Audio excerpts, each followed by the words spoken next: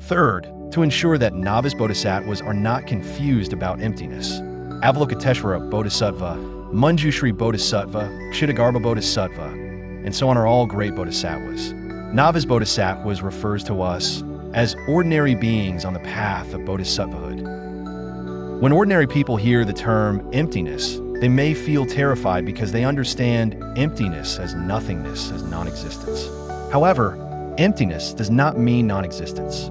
It is precisely because of emptiness that everything exists. Because of the meaning of emptiness, all dharmas can be established.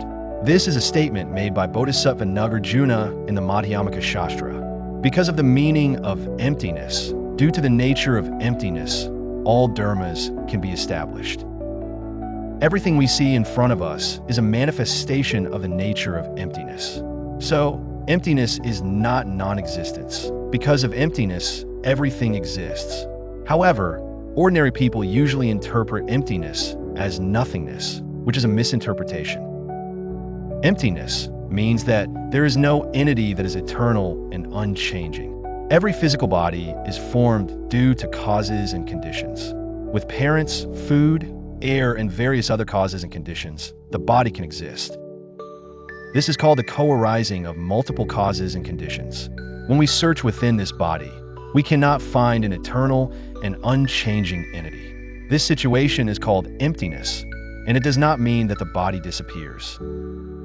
When ordinary people first hear about Buddhist teachings in a temple and come across the concept of emptiness, they may feel terrified. Due to their lack of understanding of the meaning of emptiness, they think that emptiness means nothingness. After understanding the meaning of emptiness, when they know that all things arise from the combination of causes and conditions, they can attain a state of freedom. Therefore, to obtain the rewards of worldly happiness, one should create the causes and conditions for happiness.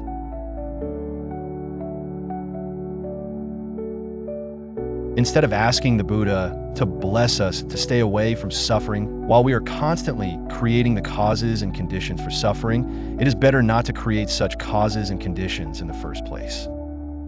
If we keep creating the causes and conditions for suffering, seeking the Buddha's help will be of no avail. If the Buddha removes our suffering on one hand while we create suffering on the other, then of course, suffering cannot be eliminated.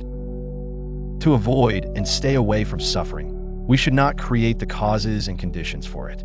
Only by understanding the nature of emptiness can we understand the relationship of cause and effect. The Buddha expounded the Prajna Sutras to ensure that novice bodhisattvas are not confused about emptiness. See you in the next episode.